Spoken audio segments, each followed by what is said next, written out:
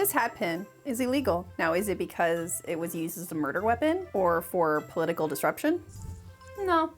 While the hat pin was used for both of those things, and also just in general for women's self-defense, that's not actually why cities pass laws dictating the size of a woman's hat pin. No. This hat pin is illegal for reasons far more stupid and petty. Part 1. A woman's best friend. With only a hat pin as a weapon, Miss Julia Crumshilk, a pretty music teacher, worsted a desperate strangler in a hard fight in the hallway of her home last night. Today, the police are looking for the man, who, it is said, can easily be identified by the marks of her expert handling of the hat pin. In 1870, the United States Census documented a population of 38,558,371. By 1910, the population was 92,228,496. That is almost 100 million people in less than 50 years. And if you're doing the math, that's 1,341,753 new people a year. And while yes, a decent number of those can be accounted for in births, most of these people were immigrants looking for work and a new life. Immigrants, we get the job done.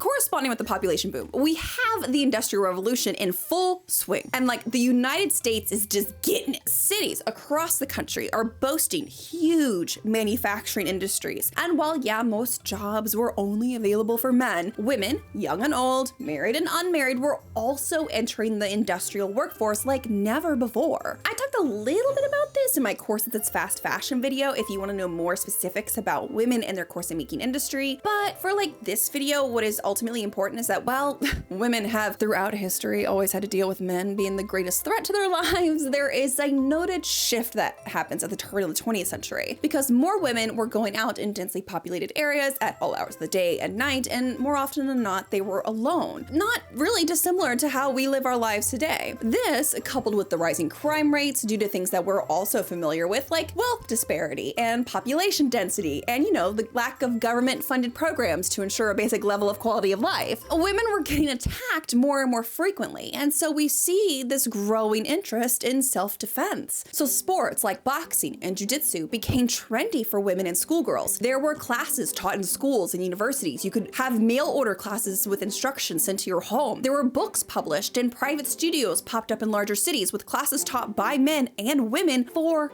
women. But not everyone had access or even interest in these sports, you know? But you know what every woman and girl did have access to? A hat pin. And starting at the end of the 19th century, we see a huge increase in news reports and fictional stories of women using their hat pins for self-defense. Now, it could be like in Julia Crumshilk's case, where she was assaulted by a man, and this was quite literally a life or death situation. But also, women and girls were using these things when men and boys didn't get the fucking hint that when she said no, she meant no. Quote, the trouble occurred at the close of a dance. James Sokol arrived late and sought the girl, whom he found sitting alone. She smiled as the youth took a seat beside her, but when he asked for a dance, she refused, saying that she was tired. Soon after, Sokol saw that she was dancing with Samuel Logario, who often had smiled on her. Yeah, that's right, guys. High school drama literally made the newspapers at the turn of the 20th century because we are nothing if not a society that loves gossip.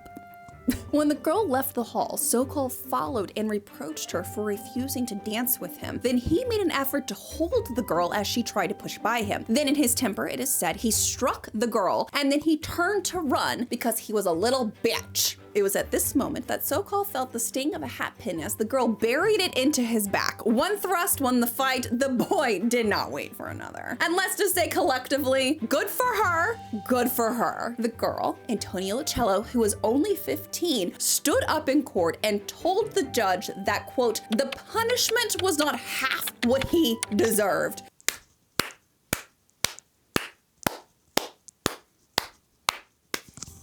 Get it. Get it. I love it. And listen to me, if you are the great-great-granddaughter of Antonio Lucello from Chicago, let me tell you something, your grandmother was a badass bitch, and I love her. And with all that being said, there is also this weird recurring theme of referring to hat pins as Cupid's arrows, but unfortunately we don't really have time to get into the nuances and layers of that discussion today. I just think it is worth noting though. Cases like Antonia's weren't unique either. In 1902, a judge in St. Louis ruled that a hat pin was, quote, a legal weapon for a woman to use in defending herself from the attack of a man. But if hat pins were considered excellent weapons for self-defense, then that means that they were equally successful in committing crimes, fighting for equal rights, and, you know, just in general being a menace to society. Now, before we go on to talk about all that fun stuff, because it is a good time, I do want to take a moment to tell you all about the sponsor of this video, which is BetterHelp. As you all know, I am a big believer in therapy and making therapy more accessible to people. And BetterHelp is here to, well, help. The way it works is simple. You fill out a survey, and within a couple of days, they'll assign to you a certified therapist that should fit your needs. From there, you can talk to them via messages, phone, or video calls, whatever works best for you and your schedule. Additionally, if you just don't vibe with the therapist, which is honestly one of the hardest parts of finding a therapist, it's actually really easy and drama-free to be assigned a new one, which is great for those of us with anxiety. So if you have been thinking about giving therapy a try, just consider BetterHelp. Look into it. Just use the link in the description, betterhelp.com/Abby, and you'll actually get a discount for your first month of therapy. Thanks to BetterHelp for sponsoring this video. Part 2, poking the bear.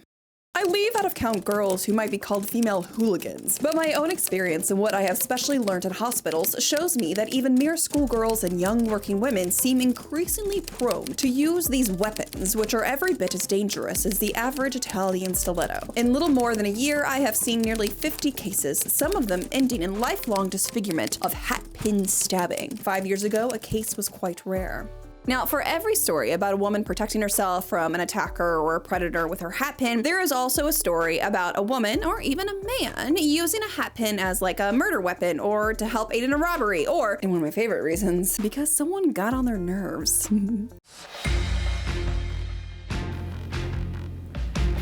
Hello and welcome to Evening News at 5. I'm your host, Abby Cox, and this is WCUNTY, the best news, the best time. Latest breaking news, Dr. Frank J. Tower of 792 Van Buren Street was arrested yesterday on a charge of assault and battery, preferred by W.H. White of the fire insurance firm of Courtenay and White.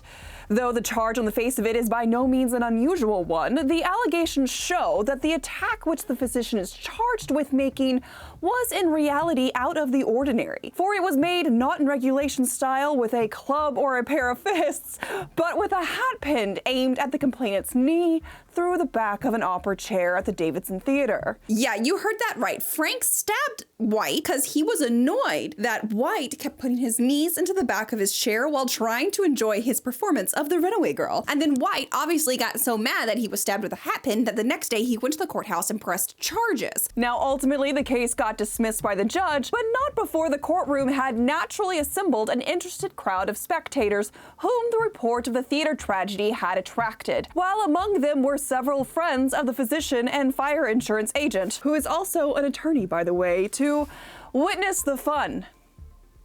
I love how deeply unserious we are as a people. That we're just this is messy. Sign me up. I need to go and watch this absolute disaster play out in front of me because this is so stupid. Needless to say, journalists and the general public thought this whole ordeal was hilarious because, let's be honest, there's nothing funnier than a man who gets overly emotional and acts out. But you want to know my favorite criminals who armed themselves with hatpins? Suffragists. Before you go, Abby, why would you say suffragists were criminals? They fought for our right to vote. Yeah, they did, and breaking the law was an important part of that process.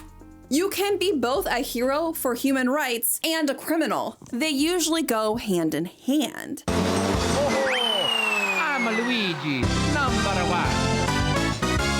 For the suffragists, their hatpin was one way to protect, at least in the United States, their First Amendment rights to free speech and the right to assemble. In a congressional committee investigating the conduct of the Washington, D.C. Police Department during a suffrage parade, an eyewitness gave this testimony. As our part of the parade reached what I should say is a little east of 7th Street, approximately somewhere in that section, there was a crowd of young men on the south side, perhaps 18 to 20, I should think, who took hold of arms, working this way side by side and taking and swinging back and forth this way, with the apparent intention of rushing out on the parade and jostling us. The young lady who marched in front was very much frightened. She was very young, and she was a very pretty young woman, and she had been the butt of much comment all along. I think from the expression of her face, she was really terrified. She turned around and said in a very loud voice, "Girls, get out your hatpins, they are going to rush us." We were all of the same opinion, that those men were going to bump into the parade. This young lady beside me turned to me and repeated this remark. She said, "Girls, get out your hatpins." Nobody made a move after the hatpins were shown because the young men heard this, and without the slightest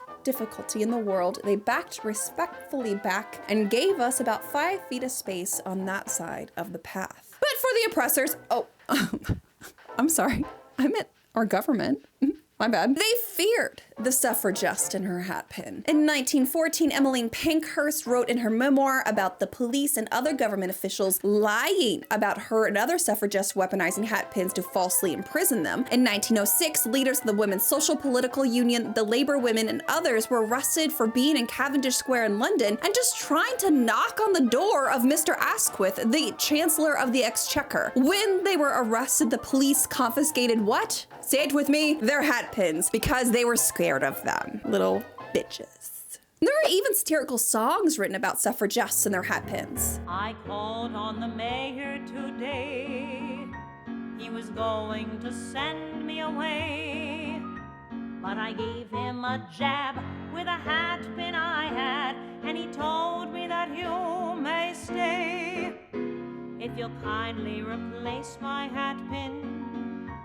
I assure you that I will give in to any demand of your honorable band. That's the way you see I got him. And if you would like to know more about Miss Maple and her partner, I have links to their socials in the description below, as well as to their GoFundMe, which is actually really cool because what they're doing is they're raising funds right now to create an album of unrecorded historical songs from about 1890 to 1920s. So please be sure to check them out. I mean, like, obviously, guys, if you're in this channel and you're involved here and you like my videos, you're always gonna love what they do too. So definitely go and check them out. Also, if you want to see the entire song in like video form, it is also in the description below. There's a link to their YouTube channel. Here's the thing. It wasn't robberies, homicide, or even, God forbid, the nightmare of the suffragists weaponizing the hatpin that motivated men to pass legislation to regulate the hatpin around the world. No, don't be stupid. No, it wasn't that. It was, and I am not kidding, men were getting scratched on public transport. The poor babies. Part 3. Wounded pride.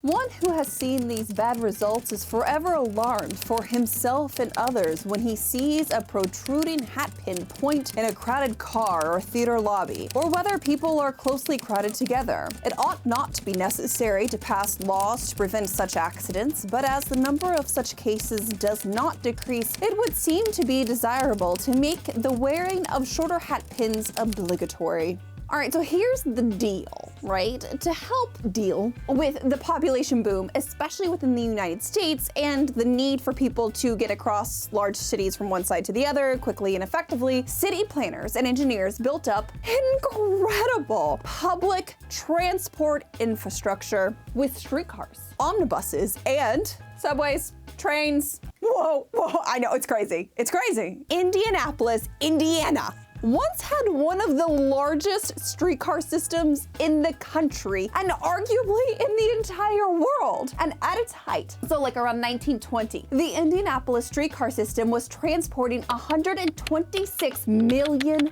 passengers a year. Indianapolis, Indiana. And yeah, it's gone now, don't get me started. Frankly, to the surprise of no one, public transportation was popular. It was cheap, it was efficient, it was great, except for one thing. Well, two if you're the automotive industry, but at this point in time, one thing. It was crowded, because, you know, it was popular. Yeah, during rush hour, you'd be packed into these things like little stinky ham sardines. And at the same time that we see this explosion of growth in public transportation and urban population, we also see this change in women's fashions. Hats. At the turn of the century, women's hats just get ginormous, all right? Like, this is not even as big as they usually get. And they're gorgeous, but these big-ass hats did not always fully sit on the head securely like this one does. Very often, they would be perched, or the crown would actually be wide and shallow to kind of accommodate the larger hairstyles that were also popular at this time. That meant that women needed hat pins to secure the hat to their head, and to get from one side of the other, hat pins usually had to be large, like this one. Like this, I was using it as a microphone holder. This thing is huge. Like, she's almost 12 inches. If we go from like the tippy top of the ball, she's 12 inches long. This is a foot-long hat pin. This is not for the weak. Here's the thing, right? When you're putting on your hat and like with a hat pin, it's usually the last thing you do before you go out the door. You may or may not have a coat on, you might be running late, or you're distracted with other folks around you, or in my case, you have 4 fucking dogs. Hopefully you do have a mirror so you can kind of see like what you're doing when you put the hat on. But from my own personal experience, very often you're just kind of stabbing it in there with feel and making sure that your hat pin has gone through the crown in your hair successfully. It's not like you can really see what's going on up there anyways, you know, like I can't see what's going on with this hat. I have no idea. Wearing a hat pin is necessary to securely wear those types of hats and like these feminine hat styles. Even bonnets that would like tie under the chin would very often be secured with pins because it just helped from them getting like blown off your face in the wind and off of your head. And this is why we like hat pins. This is why. Like, I almost always wear a hat pin when I have a hat on. Like, I don't have one on right now because I literally don't need to, but if I was going outside, yes, even this hat, I would put a hat pin on. Normally, it's not a big deal. You know, if you're just riding in a car or a carriage, or you're walking down like a fairly empty street or like a less crowded street, like, you know, you're not worried about it. But we're actually talking about cities here. We're talking about crowds. We're talking about public transportation. And what is the one thing that we can always count on in public transportation? Manspreading. Finally, a man who was packed beside me in a car became simply unendurable. I squeezed myself meekly up against the window, giving mine enemy 3/4 of the seat. Mine enemy made the mistake of encroaching still further upon my territory. It was too much. My wrath blazed up and I drew my hat pin. I said not a word and did nothing to attract attention. Nevertheless, that man was glad to vacate my full share of that seat and perhaps a little more. I held my weapon in a position which indicated to him the boundary line. You're gonna get poked, bitch. And it's men getting scratched, or sometimes having an eye damage because they're too close to a woman's hat pin. And you know, she was just so unaware of the harm that she presented to him, who, you know, was standing or sitting that fucking close to her that he was unable to see this fuck off big hat pin this close to his face that sits at the root of all of this hullabaloo around the dangerous hat pin. Now, satires will make you think that women have multiple huge hat pins sticking out of their hat like this one all over the place, but that's honestly just not the case. You really only need 1,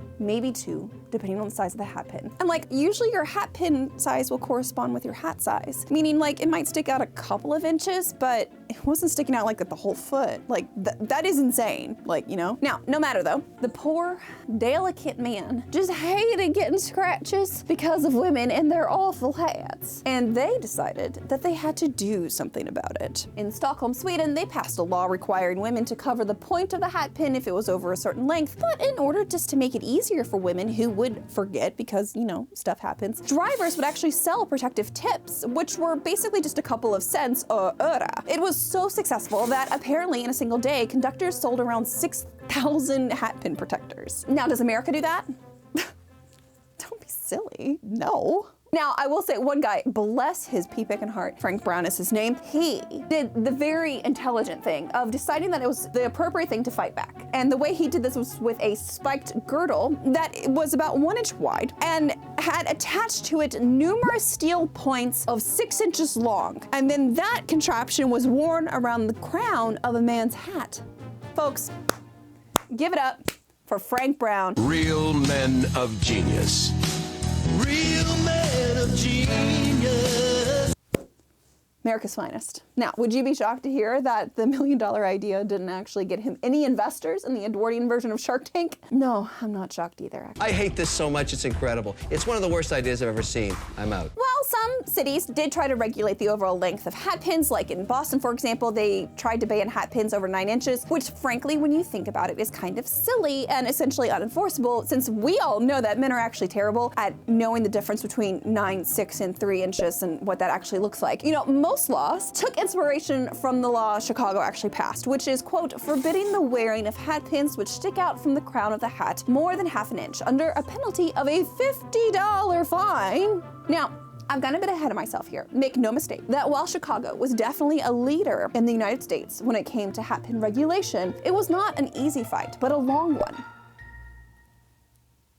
Now, before the successful passing of the Chicago Ordinance in March of 1910, State Representative Anton Cermak tried and failed to pass state legislation regulating not only women's hatpins, but women's hats in general. Quote, "It shall be unlawful for any hat or article of headgear intended for human wear, which shall be wider at the widest point than 18 inches, measured from edge of brim to edge of brim along a straight line down through the center of the crown." I do not know why he couldn't have just said diameter, but anyways. Real men of genius. Real men of genius. To continue. Or any other article of headgear which shall bear or have attached to it a plume, feather, aigrette, pin, or other article projecting more than 6 inches beyond the crown of the said article. I know he would love this hat, and he would have loved being on Fashion Police with Joan Rivers. One of these women has no idea that her family hates her, they just want her to die, and the other is the Queen of England. The other thing that I love about this bill, and I am honestly including just because it makes me laugh, the bill also proposed the banning of, quote, any article of headgear which shall bear the dead body or stuffed skin of any bird, snake, lizard, or other animal, reptile, or insect. No snack on hat. No snack.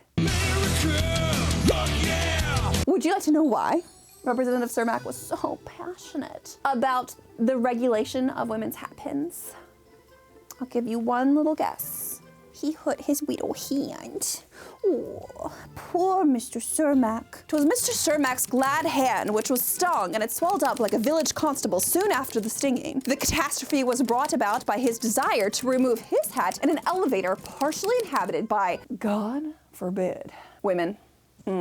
Just awful. It's terrible. Now, the injured mitt impaled itself on a projection in the armored and feathered headgear, and when the representative discovered that Mr. Shanahan and other brothers in legislative endeavor were suffering from the same injuries of a similar cause, he decided that a crisis was approaching. Breaking news at 9. National crisis. Women yet again taking up too much space publicly, forcing men to become aware of the space around them or risk mild bodily irritation and annoyance. Now, this is the part of the video where I would normally say something quippy about how lucky we are that our government doesn't waste time and taxpayer money passing bullshit laws based on petty grievances and misinformation that infringe upon our basic human rights, but I can't. This is the bad place. This is the bad place. At least we can take some comfort in knowing governing bodies in the United States have always been filled with idiots. Great. While the 1909 bill did not pass, in 1910, Alderman Herman Hatpin, I'm dead-ass serious, Baller, he resumed the very noble cause to pass a citywide ordinance to restrict women's hatpins in Chicago. And while we know he was ultimately successful in this ban, what is fascinating actually are the arguments against the bill and how the whole bill came about. One of the biggest and most outspoken opponents of the hatpin legislation was Nan Davis, who actually wrote a letter arguing these points to the mayor and aldermen of Chicago. She wrote, "Sirs, in behalf of myself and thousands of other women in Chicago who are occasionally on the streets after dark, I want to express an objection which might not appeal to men against the ordinance curtailing the use of hatpins, which comes before your honorable body tonight. A hatpin is a woman's weapon of defense. She is no more permitted to carry a revolver or other weapon than is a member of the sterner sex. I always feel safe going home late at night with a hatpin available for protection. Before leaving a streetcar, I always carry a hatpin ready in my hand until I am safe within the door of my house. Many a time it has proved its need. Thousands of other women undoubtedly can speak from their experience of how a stout hatpin has been an effective defense in times of danger." Yeah, you all heard that correctly. Today we carry our keys between our knuckles when we're walking alone at night, but our great-great-grandmothers carried their hatpins. And her argument was actually successful, at least for a few weeks. Because after hearing her argument, the city council sent the resolution to the Judiciary Committee, and everyone thought that it would just die there because that's usually where, they would send the bills to just go die and they wouldn't have to vote on them because, why take a stand? That's silly. Now, with that being said though, Baller wouldn't let it go. This guy was focused. He had a vendetta against those hatpins and he was gonna win. So a week later, he had his press agent prepare a statement that was to be read to to the Judiciary Committee. And somehow, while he was successful, he also got roasted, and it's like just really good. Here's what it said. In addition to ribbons, laces, wires, flowers, vegetables, animals, and birds, women's hats are armed with a deadly snickersnee. That's right. This is now called a snickersnee. At this point, Alderman Dever interrupted. Read that last sentence again, he ordered. While the alderman roared with laughter and Alderman McHenry turned around in his chair to take a look at Alderman Bauer, the secretary reread and continued. If women care to wear carrots and roosters on their heads, that is a matter of their own concern. But when it comes to wearing swords, they must be stopped. Whoa, wait a minute, yelled Alderman Cermak. Say, is this Bowler married? Not at this writing, replied McHenry. Y'all, deadass, I cannot make this shit up. That was literally printed in the newspaper. But despite the roasting that Bowler got, he still had an ally in that committee. You might have heard his name, Alderman Anton Nosnekon Cermak, who, after finishing his term as state representative in 1909, he actually went back to serve on the Chicago City Council in 1910. So Cermak was obviously invested in the regulation of women's hatpins, and so he actually is the one who moved that the ordinance continue on to the Corporation Council to determine its legal merits. And on Monday, March 21st, with only B.H. John and Johnny Powers dissenting, the ordinance passed, regulating that women's hatpins could not exceed 1/2 inch in length, or about like 12.5 millimeters-ish, 12 millimeters or so, from the crown, or they would be fined $50 fucking dollars. That's a lot of money back then. The passing of this ordinance kind of caused a ripple effect, all right? And throughout the country, we see the same ordinances be passed in other cities, like Philadelphia and Indianapolis. Now, Indianapolis actually passed their ordinance not too long after Chicago's, but do you want to know the motivation as to why? I'll give you a clue. It had nothing to do with public transportation. It was a carousel? See that mark on my upper lip? Asked Mr. Rubens. Well, that is my hatpin mark. I was riding in one of those whirling tub affairs in Atlantic City 3 years ago, and when the tub gave a lurch, a woman's hatpin went through that lip. Government official rides carousel in Atlantic City, gets scratched in the lip by woman's hatpin also riding said carousel, gets mad, vendetta, regulates hatpins in Indianapolis, Indiana. Real men of genius, y'all. Real man of genius. Genius. We'd love to see it. Now, anyways, here we are. We're at this moment in time. This is a moment in history! Take a picture! It is 1910. The ordinances have passed. Now what? Well, now you have to figure out how to enforce this frickin' law. And that's where, probably to the surprise of no one watching this video, things fall apart. Nothing really happens. Women keep wearing hatpins, obviously. Men keep being surprised when they get scratched or poked by them when they invade women's spaces. And, well, I mean, just think about it, right? Unless you're like a cop who's actually walking around with a measuring tape or a ruler on hand so you can literally measure every woman's hatpin as she goes by, and nothing better to do, you're not actually really going to know, like, if a hatpin is too long or too short. Plus, like, a 1/2 inch is actually kind of really difficult just to, like, judge off the cuff, you know? And, like, we already know how difficult it is for men to determine the difference between 6 and 3 inches. And yes, is making this joke twice in one video maybe too much? Possible, but you know what though? They're trying to regulate our bodies. They are regulating our bodies and our hats. Let me make the fucking dick joke, guys, okay? We're making the dick joke. It's the one thing I can do. Let me do it. All right, if you don't like it, I don't know what to tell you. And the other thing I haven't even told you guys is that the chief of police for the city of Chicago, his whole ass government name, y'all, was John McWeeny. Spoiler. I thought my last name was bad. Like, I thought my last name was embarrassing. These jokes are literally writing themselves, y'all. Like, I didn't even have to do that. It's just like right there in front of me. They're like, here, have a McWeeny joke. And I was like, oh, thank you very much. I mean, like, at least his mother didn't name him Richard. Part 4, McWeeny's Beauty Squad. For a couple of years, the ordinance for all of Bowler's hissy fits, it does nothing. And the cursed snickersnee continues to be a menace to all of Chicagoans. It's not until early June 1912 that we see the ordinance come back up in the newspapers. This time with Police Chief McWeeny reporting for duty, leading the charge.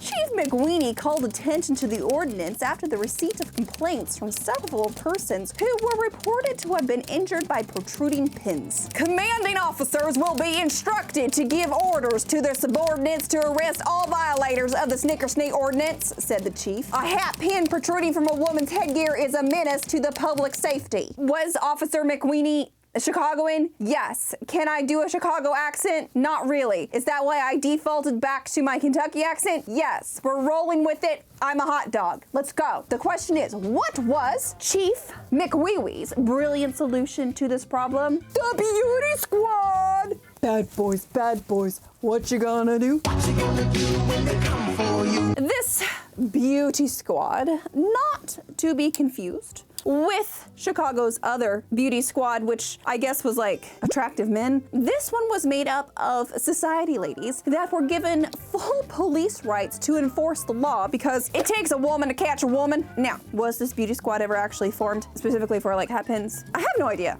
Actually, I genuinely don't know. You see, on June 18th, 1912, the Daily East Oregonian published an article where society women of Chicago were actually just approached asking about this beauty squad, to which responses were things like, I'm afraid I wouldn't make a good policewoman, and how did you get my name? I am pretty sure I don't want to be a policewoman. Though both women did say that they thought that the ordinance should be enforced, so take that as you will. I personally take that as, please get off my porch. I don't know why you're here, and I'm deeply uncomfortable, and I will say whatever I can to make you go away. Okay, thanks, bye. Because that's what I would do.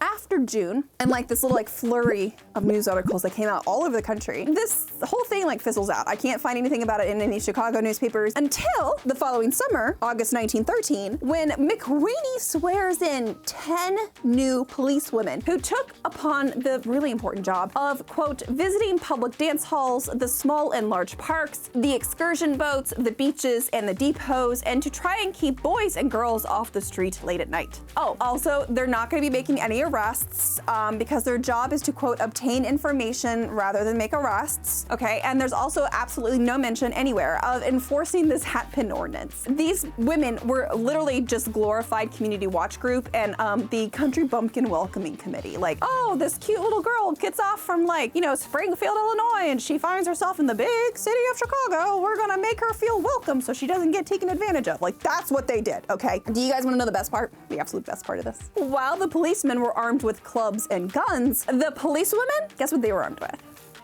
You guessed it. Hatpins! When asked about what these women would be armed with, McWeeny deadass stated, "Show me the woman, though, who doesn't know how to wield a hatpin."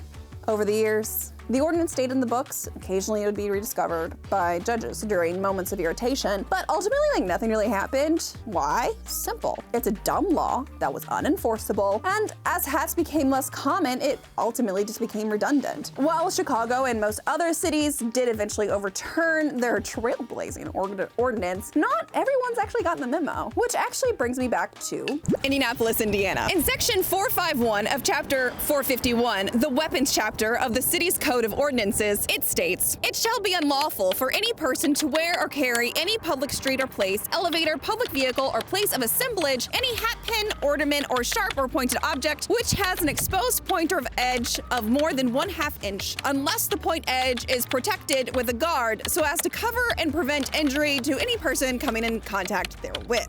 Bad boys, what you gonna do? What you gonna do when they come for you? Breaking the law. I'm a criminal. Look, Ma, doing crime stuff with my friends.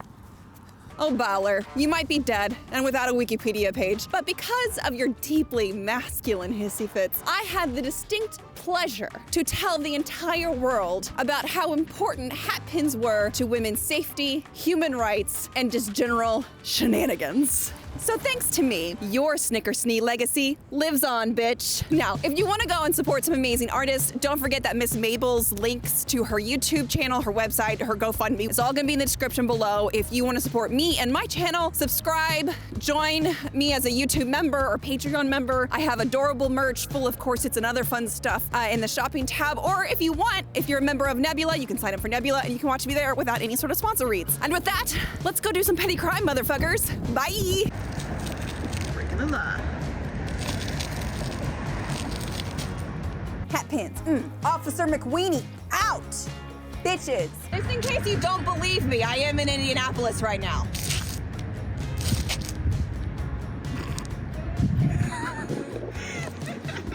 Subscribe if you haven't already. Like if you haven't already. If you like to see me dressed like a fucking hot dog police officer. Anarchy! Anarchy! Bet you all didn't know I was a badass bitch, did ya? No. That's right. Breaking the law. Bad boys, what you gonna do? What you gonna do when they come for you? This is why!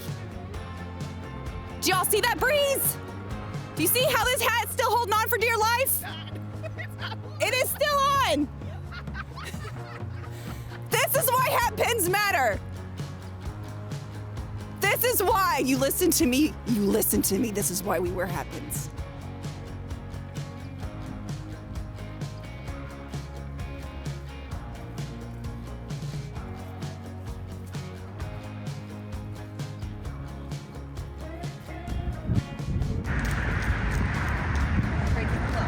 Breaking the law. Okay, I'm cold. I think this is enough footage. I'm chilly.